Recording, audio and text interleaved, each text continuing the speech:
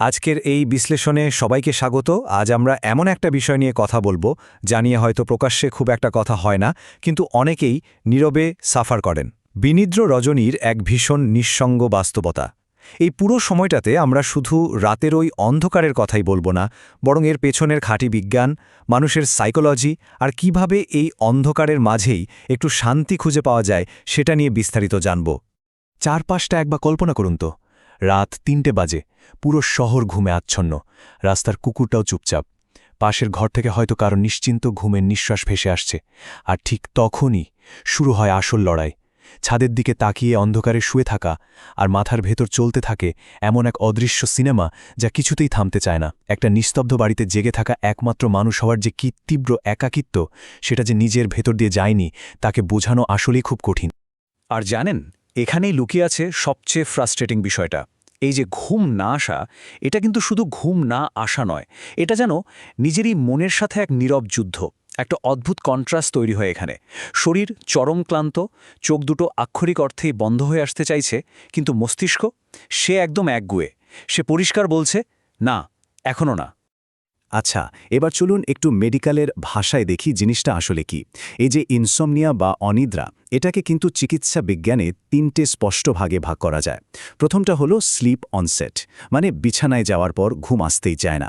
দ্বিতীয়টা হলো slip maintenance, অর্থাৎ ঘুম আসে ঠিকই, কিন্তু মাঝরাতে বারবার ভেঙে যায়। আর তৃতীয়টা হলো খুব ভোরে হঠাৎ করে ঘুম ভেঙে যাওয়া, এরপর আর কোনোভাবেই ঘুম না আসা। মানে বুঝতে পারছেন তো, এটা নিছক কোনো সাময়িক ক্লান্তি নয়, এটি রীতিমতো একটা মেডিকেল কন্ডিশন। এবার এই তথ্যটা শুনলে হয়তো অনেকেই চমকে উঠবেন। এই সমস্যার স্কেলটা কিন্তু বিশাল। বিশ্বাস করবেন কিনা জানি না, গোটা বিশ্বের প্রায় ৩০% মানুষ তাদের জীবনের কোনো না কোনো পর্যায়ে এই ইনসমনিয়ার শিকার হন। ভাবা যায়? এর মানে হলো মধ্যরাতের ওই নিঃসঙ্গ লড়াইয়ে কেউ আসলে একা নন। পৃথিবীর এক বিশাল অংশের মানুষ ঠিক একই সময়ে একই রকম নীরব যুদ্ধের ভেতর দিয়ে যাচ্ছেন। আমরা তো অনেকেই ক্যাজুয়ালি বলি, আরে একদিন একটু কম ঘুমালে কি আর এমন ক্ষতি হবে, কিন্তু বিজ্ঞান একেবারে অন্য কথা বলছে। এখানে সবচেয়ে অ্যালার্মিং সংখ্যাটা হলো এই ২৩%। গবেষণায় দেখা গেছে মাত্র এক রাতের ঘুমের ঘাটতি মানুষের ফোকাস এবং সিদ্ধান্ত নেওয়ার ক্ষমতাকে এক ধাক্কায় ২৩% কমিয়ে দিতে পারে, জাস্ট এক রাতে। তার মানে ঘুম কিন্তু কোনো লাক্সারি নয়, আমাদের ব্রেন ঠিকমতো কাজ করার জন্য এটা অ্যাবসলিউটলি ক্রুশাল। চলুন, ইনসমনিয়ায় ভোগা একজন মানুষের রাতের যন্ত্রণাদায়ক টাইমলাইন ধরে একটু হাঁটি। রাত ১১টায় যখন বিছানায় যাওয়া হয়, তখন মনে বেশ একটা আশা থাকে, আজ অন্তত ঠিকঠাক ঘুমাবো। কিন্তু ১২টা বাজতেই শুরু হয়ে যায় ওভারথিঙ্কিং। রাত ১টা বাজলে ওই যে অস্থির হয়ে ফোন হাতে নেওয়া আর স্ক্রোল করতে থাকা। রাত ৩টে, তখন মাথার ভেতর তৈরি হয় এক অদ্ভুত সীমাহীন শূন্যতা। ভোর ৪টে নাগাদ যখন একটু একটু করে চোখ ভারী হতে শুরু করে, আর ঠিক সকাল ৬টায় যখন সবেমাত্র ২ ঘন্টার মতো ঘুম হয়েছে, তখনই ওই নির্দয় অ্যালার্মটা বেজে ওঠে। শুরু হয় আরও একটা ক্লান্তিকর ঝাপসা দিন। এখানে একটা দারুণ বৈপরীত্য বা কন্ট্রাস্ট কাজ করে। একটু খেয়াল করলেই বুঝবেন, একদিকে রাতের পৃথিবীটা কেমন নিস্তব্ধ, শান্ত আর একদম ঘুমন্ত, আর ঠিক উল্টো দিকে যিনি ঘুমোতে পারছেন না, তার মনটা তখন রীতিমতো হাইপার অ্যারাউজড বা অতি সক্রিয়। মাথার ভেতর যেন একটা কোলাহলপূর্ণ অশান্ত জগৎ তৈরি হয়ে আছে। দিনের বেলা যে মানুষটা বাইরের দুনিয়ার সাথে খুব সহজে মানিয়ে নেয়, রাতের ওই নীরবতায় সে নিজের ভেতরের এই চরম কোলাহলের কাছে যেন একরকম আত্মসমর্পণ করতে বাধ্য হয়। তো প্রশ্ন হল, এই কোলাহলের উৎসটা আসলে কোথায়? গবেষকরা বলছেন প্রায় ৭০% ক্ষেত্রেই ইনসমনিয়ার মূল কারণ হল সাইকোলজিক্যাল বা মনস্তাত্ত্বিক। ব্যাপারটা হলো, রাত হলে যখন চারপাশের সব শব্দ থেমে যায়, তখন মনের ভেতরের ওই না বলা কথাগুলো যেন লাউডস্পিকারে বাজতে থাকে। কখনো এর পেছনে থাকে অতীতের কোনো ট্রমা বা হারিয়ে যাওয়া স্বপ্ন, কখনো বা প্রতিদিনের স্ট্রেস, এই যেমন অর্থনৈতিক চাপ, সম্পর্কের টানাপোড়েন বা অফিসের কাজের প্রেশার। আর কখনো কখনো সত্যি বলতে কোনো নির্দিষ্ট কারণই থাকে না, থাকে শুধু একটা ফাঁকা অজানা ভয়। এবার একটু সিরিয়াস বিষয়ে আসি। এই দীর্ঘমেয়াদী ঘুমহীনতার প্রভাব কিন্তু শুধু ওই পরের দিনের ক্লান্তির মধ্যেই আটকে থাকে না, এটা লিটারালি আমাদের শরীরকে ভেতর থেকে ড্যামেজ করে। ঘুমের অভাবে ব্রেনের টক্সিক বা বিষাক্ত প্রোটিন জমতে শুরু করে। শরীরে কর্টিসল নামে স্ট্রেস হরমোনের মাত্রা এমনভাবে স্পাইক করে যে উদ্বেগ বা অ্যাংজাইটি আরও বেড়ে যায়। ইমিউন সিস্টেম দুর্বল হয়ে পড়ে। আর ইমোশনাল দিক থেকে দেখলে মেজাজ সারাক্ষণ খিটখিটে হয়ে থাকে, আর ধীরে ধীরে জীবনের প্রতি মানুষের যে একটা স্বাভাবিক আনন্দ, সেটা একেবারেই হারিয়ে যেতে বসে।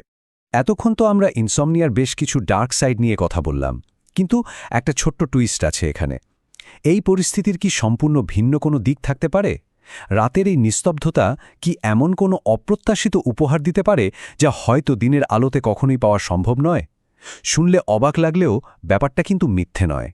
ইতিহাসের পাতা উল্টালে আমরা এমন অনেক জিনিয়াসের দেখা পাই যারা দিনের পর দিন ইনসমনিয়ায় ভুগেছেন। France Kafka, Vincent van গক, Charles Dickens, এরা প্রত্যেকেই কিন্তু রাতের এই ঘুমহীন প্রহরগুলোকে নিজেদের মতো করে কাজে লাগিয়েছিলেন। রাতের ওই নিঃসঙ্গতা আর নীরবতাকে তারা ব্যবহার করেছিলেন নিজেদের মনের গভীরতম স্তর থেকে অভাবনীয় সব ক্রিয়েটিভিটি বের করে আনার জন্য। এক অর্থে রাত তাদের জন্য শাপে বড় হয়েছিল। পৃথিবী যখন গভীর ঘুমে আচ্ছন্ন, তখন জেগে থাকা মানুষটি কিন্তু ভোরের প্রথম আলো ফোটার ম্যাজিকটা দেখার সুযোগ পায়। দিনের বেলায় আমরা যে শক্ত আবরণ বা মুখোশ দিয়ে নিজেদের ঢেকে রাখি, রাতের এই একান্ত নীরবতা আমাদের সেই মুখোশ খুলে নিজের প্রতি সৎ হতে সাহায্য করে। নিজের ভেতরের ভাঙা টুকরোগুলোকে চেনার জন্য, একদম নিজের মুখোমুখি দাঁড়ানোর জন্য রাত সত্যিই একটা অসাধারণ ইউনিক দরজা। এখন প্র্যাকটিক্যাল কথায় আসি, কিভাবে আমরা এই রাতকে আবার বন্ধু বানাতে পারি। এর জন্য বেশ কিছু বিজ্ঞানভিত্তিক, একদম হাতে কলমে করার মতো স্লিপ হাইজিন টেকনিক আছে। প্রথমেই যেটা করতে হবে, উইকেন্ড হোক বা ওয়ার্কিং ডে, প্রতিদিন একই সময়ে ঘুমাতে যাওয়ার অভ্যাস করা।